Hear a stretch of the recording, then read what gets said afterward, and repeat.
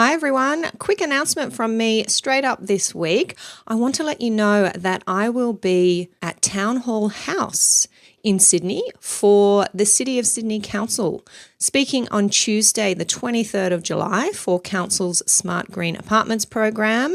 It's an evening all about bylaws. You might have heard me speak about bylaws before. It is certainly a hot topic. I'll be sharing how you can use the power of bylaws to improve your community.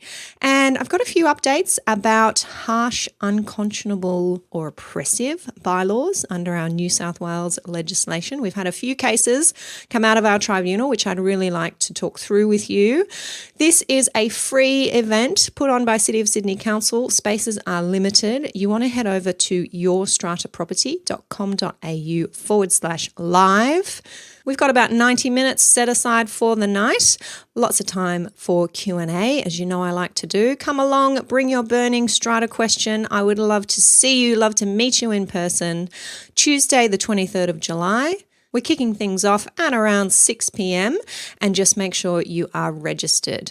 yourstrataproperty.com.au/live will take you over to that registration page.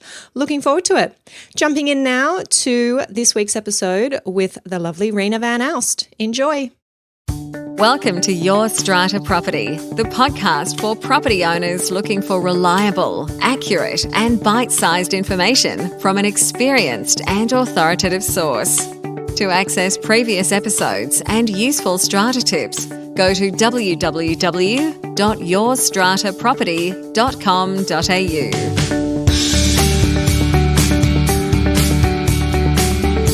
Hello and welcome. I'm Amanda Farmer and I have with me today Reena van Alst from Strata Central. Hi Reena. Hi Amanda, how are you? I'm doing well. I am enjoying life. Strata is going swimmingly. You know, all of those things that you hear me say often. Oh, it's fantastic to hear. How are you? Yeah, just been busy, which is not unusual for this time of the year actually. A lot of June year ends coming up, so yeah, busy, head down. Well, let's jump straight in. What has been challenging you this week? Well, 3 or 4 weeks ago, we sent an AGM agenda out and we had shared the agenda with the committee. There were some motions that were put forward by owners. You know, we asked them for some explanatory notes and helped them with the drafting of those, submitted the budget, etc. And then 2 days before the AGM, we get an email from the Treasurer saying that, can you add these motions under restricted matters? And they included making lot 4, repair damage to the driveway that happened 3 years ago. And there was about half a dozen different motions. And I just had to go back and say, well, no, the restricted matters, which is Schedule 1 of the Act, which deals with meetings of the Owners Corporation. So it's basically general meetings. Under Section 9, additional matters to be included in the notice of AGM. And Part I says, a form of motion to decide if any matter or type of matter is to be determined by the Owners Corporation in a general meeting. So that just means that where the Strata Committee has authority to deal with a matter pursuant to the Act, that authority is taken away and brought back to a general meeting for consideration by all owners. And anyway, I said to him, no, that's not the case. And then he started back and forth and, eventually he accepted it. But it's funny, man, in all the years that I've been practicing strata, and this motion has been, I think, around for some time now as part of the AGM agenda, it's just very difficult to deal with people that don't really understand. It's not about sort of, if you'd asked me, oh, Reena, what does this mean? Can I include these sections or these types of motions in that part of the agenda, which had already been issued, mind you. This is 2 days before the meeting. I would have explained this is what it means. And we have an explanatory note on the AGM agenda which does describe what that motion means. But it's just one of those very unusual and frustrating events that can happen when people lack understanding of the Act, which is fine. I mean, that's obviously why you go to an expert. I mean, everyone's got their own expertise in life. But it's more about people's attitude when they don't understand a matter. And then rather than accepting, that's, okay, I'm sorry, I didn't understand what it meant. But then coming back and forth, emails, accusatory, maybe I should use that defamation case that we talked about in our last episode. Perhaps maybe I can use that. I know this person has an asset, so it's not as if there'll be any problems there. But yeah, so I just thought I'd share that with our listeners. And I think this applies, I think, for many strata managers where we have had people that don't understand parts of the legislation. But I think also for lot owners, if you're not sure about something, perhaps it's best to ask rather than make statements and then argue the point when I'm not saying strata managers always get it right, and none of us do. We always are learning. But I think it's important to have a very good harmonious relationship and be more mindful of how you ask a question. And that also probably applies to strata managing agents also when you want to sort of write to your owners or committees. Just think about how you write to people and the tone. And if you don't really know something 100%, always say, I'll come back to you, or I need to check that and come back to you, rather than, making sort of statements and then finding out that they're definitely on the wrong path or definitely interpreted the intention or what the act is actually saying. See, I wonder if they would communicate with their dentist, accountant, or a plumber, electrician, in those, call it, know-it-all terms. But for whatever reason, people sometimes feel that they can communicate with their strata managers that way. Isn't that interesting? Yeah, that's right. I think a lot of people don't really have much respect for strata managers in general. And I don't mean that in a sort of derogatory way. I just mean that they think that they don't really know what they're talking about. And to also give some clarity for owners, I mean, I must admit that some managers really don't know what they're talking about either. So, and again, it goes both ways. So I think we all have to learn to be respectful. And also, as you said, Amanda, how would, to approach something in a way that's not confrontational or accusatory, but to basically try and gain an understanding of the legislation before you start making statements and saying that this is wrong and this is not what the law is saying, even though the same motion was on last year's agenda as well. Yeah, and there's your skill as a strata manager, Reena, that you know inside and out what the statutory motions are, so the motions that must be included on every notice of annual general meeting, what they mean, so that when you do get these questions, demands, accusatory or otherwise, more rather than a question, you're able to answer them quickly and accurately. Yeah, but I think, Amanda, just to summarise, I think every strata manager knows all the motions for an AGM. So that, if anything, that's something that we do as managers, every year for many buildings. So it's one of those things that strata managers do have generally a lot of experience with. So, yep. Good. Excellent to refresh on that one. Thank you, Reena. My challenge for this week relates to the election of the Strata Committee. And it's just a quick one, but I wanted to raise it because I was contacted by an owner who shared with me a situation where their strata manager had told them that the strata manager must chair the meeting with their delegated authority as chair because all committee members vacate their positions at the beginning of the AGM, and therefore there is otherwise no chair or any other committee members for that matter. And hopefully some strata managers who are listening to me say this are jumping up and down saying, no, that is not correct. The committee does not vacate their positions at the beginning of the annual general meeting. They vacate their positions at the end, and that is very clear in our legislation in Section 35, Subsection D. But I was quite shocked to hear that something which, to me, you let me know what you think, Reena, is fairly stock standard, basic. This strata manager had incorrectly advised their client and was chairing meetings that they did not need to chair. I actually have egg on my face, Amanda, because I just said in my challenge just about a few minutes ago that an AGM is something that most managers do have experience in, and it's something that you do all the time. So I think I've got to take some of that back now after what you've just mentioned. But this was a shock to me. Is that a shock to you that a manager wouldn't know that? Oh, definitely. Well, I think the whole committee election process is a real area, I think, where a lot of managers don't really understand how it works. I hate to say that this is probably the main part of the AGM agenda that I think some managers struggle with. The other thing I think, Amanda, to think about also, and I'm sure you've had experience of this, is the whole committee election process where people decide the number before they actually decide who the nominees are. So many managers actually do that in reverse. So that's another common mistake that managers make in relation to the election of the Strata Committee. But that, I must say that your experience of your owner is a first for me. I've never actually heard anyone do that before. So there's always something new. Yeah, and I do. say. I mean, this owner was approaching me at a time where there was a bit of conflict going on. So it wouldn't surprise me if maybe the strata manager was being a bit creative there to avoid a certain person being able to chair the meeting and saying, no, I have to chair it because, bright idea, you've actually vacated your position at the beginning of the meeting. But it was, one of those little pieces of information that takes us 30 seconds to deliver to an owner that just empowered her to be able to go back to that manager and say no. And I don't think she was the chair. It was somebody else who she wanted the chair to actually be chairing the meeting, not the strata manager. And she was able to go back, point to Section 35D and say, you're wrong, strata manager. And Mr. Smith from Lot 3, the chair, can actually and should actually chair this meeting. Yeah, exactly. Yep. And I wonder what happened with any proxies, Amanda, that may have been assigned to the chair as well. That's the thing, yes. The chair can be a very powerful position, can't it, when proxies are being directed that way.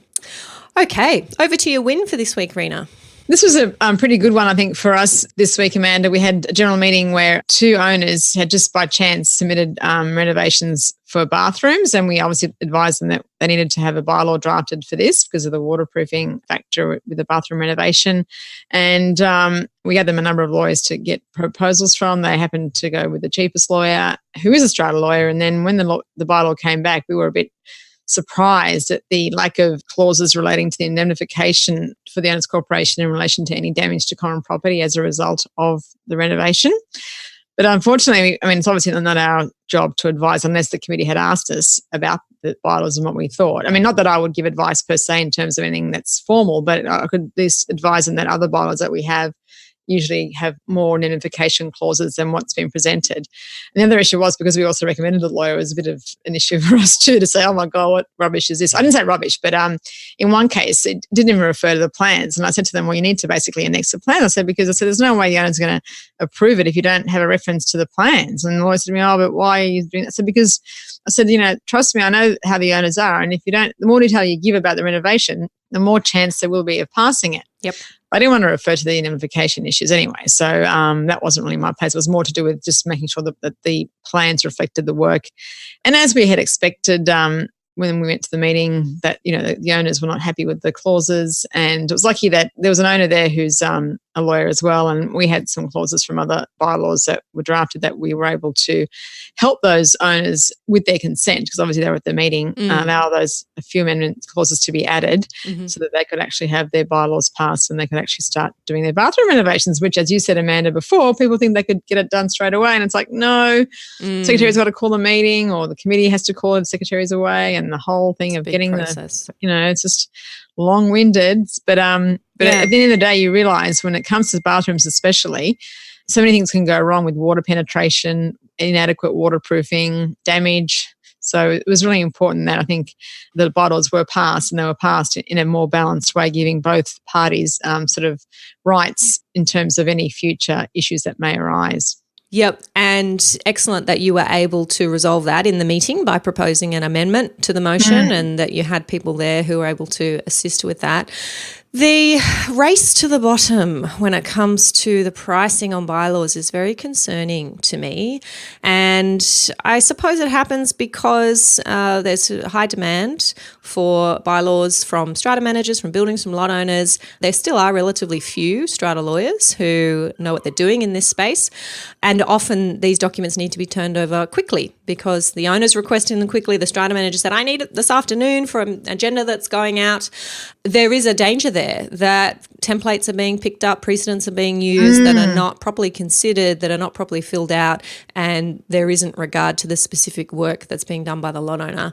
I think where a client has come to you, a lawyer, directly for one-on-one advice, unique, specific to their situation, then you need to be providing that advice and charging for it. And if that means that your bylaw is $2,000 rather than $500, well, so be it.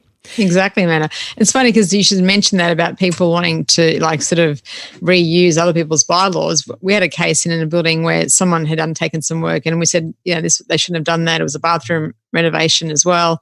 And there was another bylaw that had already been passed by another owner that had done similar work, although they had done extra work. So they had added the additional works and the bathroom renovation into the one bylaw. And stupidly, this person just went and got that bylaw and I think they just changed the lot number and put it through again. And we said, no, I think it was kitchen or can't remember what the other renovations were. Like there's one thing to, try and save money, but to try and replicate a bylaw, not even, look at whether or not the actual work is reflective of the work that you want to do. It's a bit of a worry, but the race to the bottom, I think sometimes is an issue when it comes to trying to get fee proposals where some lawyers are saying that they'll match the lowest price. And, and I've had one as a disparity like nearly of $2,000 between one quote and another quote. And they're saying, and the higher one saying, I'm going to match the cheapest. And I'm thinking, well, really? And I think to myself, well, why don't you, it's either worth the amount that you quoted or, I just don't like I think when it comes to professional services or sort of any service, Amanda, I think that when you start playing this sort of, race to the bottom game, I just, I think it just ruins the professionalism. I think for all parties, for strata managers, for lawyers working in this field, it's like, it makes the client think that you've just picked a number out of the air and put it on a piece of paper because that's what you felt like that day. If you're saying that you will match any other quote, as a client, I'd be thinking, well, the fees are either this much or they're not. And if they are this much, then I trust that you've thought about it and you know how long it's going to take and what skill and expertise it requires, and you stand by that price. That's part of being a professional. Yeah. Or alternatively, Amanda, you quote the highest and think you might be able to get away with it. And then if you don't, then you'll charge what it really should have cost, perhaps. I don't know. That? We don't do that. Of course not. Yes, well, there is definitely a role for templates. Many of you listening to this podcast will know that I sell templates on my website and they are there for a particular purpose at a particular time and come with all required disclosures about the fact that they are not legal advice. They are not specific to a person's situation and they are therefore priced accordingly. You would pay about 8 times more to get one-on-one bespoke drafting from me as a lawyer than you would to get a template off my website. So that really demonstrates the role that templates have to play. And I don't think that owners who are paying for that one-on-one legal advice should be getting ill-considered templates. Exactly. Okay, I'm going to move over to my win for this week. I would like to share that I have been working with a very creative lot owner. I was going to say developer, but actually I'm not sure that he has a lot of development experience. I think he's just really clever. He owns a couple of lots in a reasonably small development in Sydney's eastern suburbs, and he is looking to purchase the rooftop space and build 2 more lots on the rooftop. It will have a beautiful beach view once he has completed his work. And I have been talking to him about the process of purchasing that area of common property from the Owners Corporation and making sure that his subdivision plan is properly drawn up and approved by the Owners Corporation so that he can create those 2 new lots. Anybody who has been involved in or looked into the process of using valuable areas of the common property to add value to their own lots will be across the different options that are available. You can either purchase the common property as my client is, or you can have a common property rights bylaw drawn up. And we have talked on the podcast previously about the differences between those 2 processes. I'll put a link to the relevant episode in the show notes. So, Amanda, can I ask you, does this owner actually own a lot within that scheme? Yes, he does. He owns a couple of lots in that scheme, and that is a really good question, Reena, because what I've had to talk through with him is the fact that when he purchases this space, he is going to be paying money to the Owners Corporation, which the Owners Corporation may then distribute, if it likes, to each of the lot owners in accordance with their unit entitlements.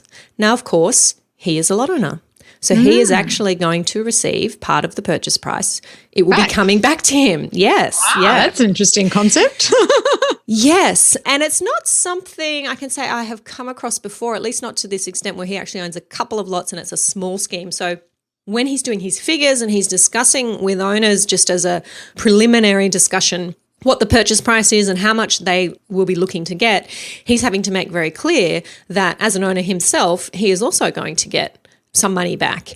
And he's in the process at the moment of working out whether, does that mean that I actually need to up the purchase price so that these owners... Yeah, the net effect is that they get, Exactly. But think about that from his perspective. If he's upping the purchase price, he's having to pay stamp duty on this contract price. So he's going to have to factor in a little bit of extra tax there as well. So a couple of layers to think about in that one, but an exciting project. But Amanda, why are they actually redistributing? Like, why don't they just keep the money in the capital fund? Like, I suppose if they weren't redistributing the funds, then he wouldn't have to add more. It'd just be sitting in the capital fund, and in his portion of any future levies for the capital fund would just come out of that pot. Yeah, correct. They could keep the money in the account, but I can tell you now it's set to be in excess of $1 million. So, and to get this kind of a sale across the line, we need a special resolution, of course. So we're looking to get support from as many owners as we can. And the best way to get that support is to say, hey, this is your cut of the action that you'll be getting at the end of the day.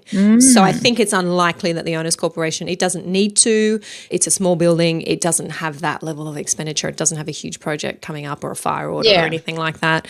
The owners do want to be paid out that money from the fund. Yeah. So I wonder what the tax implications are for the Owners Corporation receiving such a big amount of money. Because, I suppose in a sense I've never really, we obviously have income that we get, Amanda, from, say, common property rental of apartments that are, it's unusual. There are some buildings that have apartments that are common property, which they can rent out.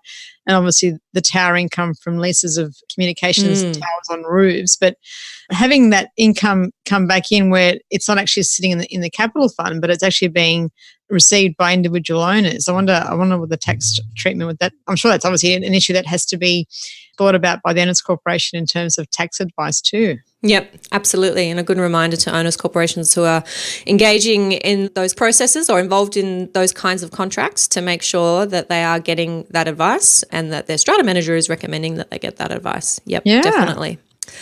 Okay, so that's another big week. Anything to add, Reena? No, all good, Amanda. Another big week and just looking forward to the weekend. Yes.